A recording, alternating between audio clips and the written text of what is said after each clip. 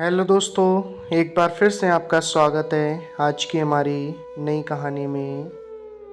आज की कहानी का शीर्षक है एक गरीब किसान। दोस्तों, अगर हम किसान की बात करें तो किसान वह होता है जो प्रतिदिन खेत में खून पसीना बहाकर कठिन परिश्रम कर लोगों के लिए अन्न प्रदान करता है, जिसे हम किसान कहते हैं। किसान की ज़िंदगी बहुत ही दुख भरी और मुसीबतों से उलझी हुई होती है। तो आज हम ऐसी एक कहानी लेकर आए हैं। तो चलिए कहानी को स्टार्ट करते हैं। दोस्तों, एक गांव में भीमा नाम का एक किसान अपनी पत्नी तथा 2 बेटों के साथ रहता था। भीमा अपनी कड़ी मेहनत तथा कठिन परिश्रम कर खेती करता और अपने परिवार का भरण पोषण करता था।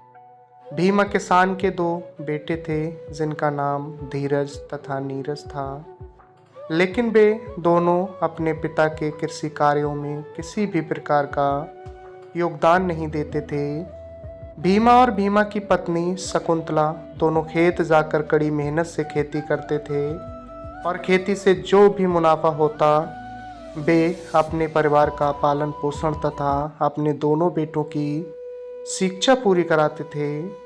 भीमा और उसकी पत्नी शकुंतला सुबह उठकर खेत में जाते और खेती का काम पूरा निपटा के शाम को घर वापस आते। भीमा के दोनों बेटे प्रतिदिन धीरे धीरे बड़े हो रहे थे। भीमा अनाज की खेती करता था और फसल काटने के बाद वह उस अनाज को बेच दिया करता और उन पैसों से वे अपने घर तथा अपने दोनों बेटों की पढ़ाई पूरी करवाता। भीमा बहुत ही मेहनती था, इसलिए भीमा अपनी अनाज की खेती से वह अपने परिवार का गुजारा करता। भीमा के दोनों बेटे धीरज और नीरज बड़े हो गए थे, इसलिए भीमा अपने दोनों बेटों के विवाह के बारे में सोच रहा था। भीमा अपने दोनों बेटे धीरज और नीरज की शादी के लिए लड़की की तलाश शुरू करता है। जैसे ही भीमा को लड़की के बारे में जानकारी प्राप्त होती है, वह शादी तय करने के लिए लड़की के घर जाता है। कुछ दिनों के बाद भीमा अपने दोनों बेटों की शादी करवा देता है। लेकिन शादी के बाद भी धीरज और नीरज अपने पिता की खेती में मदद नहीं करते और ना ही कोई काम करते थे। इधर बेचारा भीमा अपनी पत्नी के साथ खेत जाकर कठिन परिश्रम कर उनका भरण पोषण करता। एक दिन भीमा की पत्नी शकुंतला की तबीयत अचानक खराब हो जाती है। उस समय भीमा बहुत घबरा जाता है और भीमा तुरंत अपनी पत्नी को खेत से उठाकर घर ले आता है। लेकिन उस वक्त दोनों बेटे तथा बहुएं घर पर नहीं होती हैं। यह देखकर भीमा अपनी पत्नी को घर पर अकेला छोड़कर तुरंत डॉक्टर को बुलाने के लिए निकलता है। लेकिन भीमा डॉक्टर को लेकर घर लौटता है, तब तक काफ़ी देर हो जाती है और भीमा की पत्नी शकुंतला की मौत हो जाती है। यह देखकर भीमा को एक बड़ा झटका लगता है और वह दुखी होकर अपनी पत्नी शकुंतला की मौत पर बहुत रोने लगता है। भीमा अपनी पत्नी शकुंतला की मृत्यु के बाद भीमा को अकेलापन महसूस होने लगता है, लेकिन उसके दोनों बेटों को अपनी मां की मृत्यु का कोई दुख नहीं होता। अगले दिन भीमा दुखी होते हुए भी खेती करने के लिए खेत जाता है। फिर भी धीरज और नीरज अपने पिता भीमा की खेती के काम में किसी भी प्रकार की मदद नहीं करते।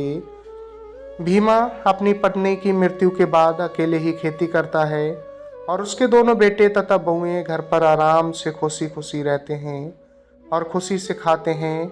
उन्हें अपने पिता की उम्र की बिल्कुल भी परवाह नहीं होती। धीरज और नीरज अपने पिता की उम्र का जरा भी लिहाज न करते हुए आराम के साथ घर पर रहते थे, जिसके कारण भीमा अपने दोनों बेटों से काफ़ी परेशान रहता और ये सोचता रहता कि दोनों बेटे घर पर आराम के साथ बैठे रहते हैं, लेकिन खेती के काम में जरा भी सहायता नहीं करते। इस वजह से भीमा बहुत दुखी था। जब एक दिन भीमा सुबह अपने खेत जाकर खेती का काम करने की तैयारी कर रहा होता है, तब भीमा ईश्वर से कहने लगा, हे ईश्वर, मैंने ऐसा कौन सा गुनाह किया जो इतनी बड़ी सज़ा दे रहे हैं, जो मेरे को ऐसे 2 बेटों की प्राप्ति दी। ऐसा कहकर भीमा ईश्वर को कोसता रहता है और अचानक भीमा के सीने में दर्द होने लगता है और भीमा को अधिक सदमे की वजह से अटैक आ जाता है, जिसकी वजह से भीमा की दर्दनाक मौत हो जाती है। भीमा की मृत्यु के बाद गांव वाले भीमा के बेटों को कई भला बुरा कहने लगे और भीमा के दोनों बेटों को कोसते हुए भीमा के दोनों बेटों ने भीमा की हत्या कर दी, ऐसे सभी ग्रामीण के लोग बोलते रहे, जिससे धीरज और नीरज को काफ़ी शर्मिंदगी महसूस होने लगी और गांव का मुखिया धीरज और नीरज से कहने लगा कि क्या तुमने अपने पिता भीमा की देखभाल की होती और खेती के काम में साथ दिया होता तो आज तुम्हारे पिता भीमा तुम्हारे साथ होते। दोस्तों, मैं आपको बताना चाहता हूँ कि बचपन से माता पिता जो हमारे लिए कठिन परिश्रम करते हैं और हमारी खुशी के लिए कड़ी मेहनत मजदूरी कर हमें पढ़ाते हैं और हमें सक्षम बनाते हैं, हम उन्हें ऐसे कैसे छोड़ सकते हैं। माता पिता हमें इतना प्यार करते हैं और हमारे लिए मुसीबतों का सामना करते हैं और हमें उस काबिल बनाते हैं, हम ऐसे माता पिता को पल भर में ही छोड़ देते हैं। ऐसा न करते हुए हमें अपने माता पिता को ईश्वर की तरह पूजना चाहिए और उनका आदर सम्मान करना चाहिए। जो माता पिता हमारी उंगली पकड़ के हमें चलना सिखाते हैं, ऐसे माता पिता को ज़िंदगी में कभी नहीं छोड़ना चाहिए। दोस्तों, ये कहानी थी एक गांव के भीमा किसान की, जिसने अपने परिवार तथा अपने दो बेटों के बारे में सोचकर अपनी ज़िंदगी मेहनत मजदूरी तथा कठिन परिश्रम से खेती करके अपनी ज़िंदगी अपने बेटों के प्रति अपना जीवन खेत में ही समर्पित कर दिया। ऐसे किसान भीमा को सलाम करता हूँ। दोस्तों, उम्मीद करता हूँ कहानी आपको पसंद आई होगी। अगर कहानी आपको पसंद आई तो इस कहानी को ज़्यादा से ज़्यादा शेयर करें ताकि दूसरे लोग भी अपने माँ बाप के प्रति उनका आदर सम्मान करें और माँ बाप की होने की वैल्यू को समझें और माँ बाप का हमेशा भला, जबकि माँ बाप अपने बेटों का हमेशा भला चाहते हैं। तो ऐसे माँ बाप के लिए दिल से सलाम। मिलते हैं दोस्तों फिर अगली वीडियो में एक नई कहानी लेकर। आपने अपना कीमती वक्त दिया, तब तक के लिए धन्यवाद।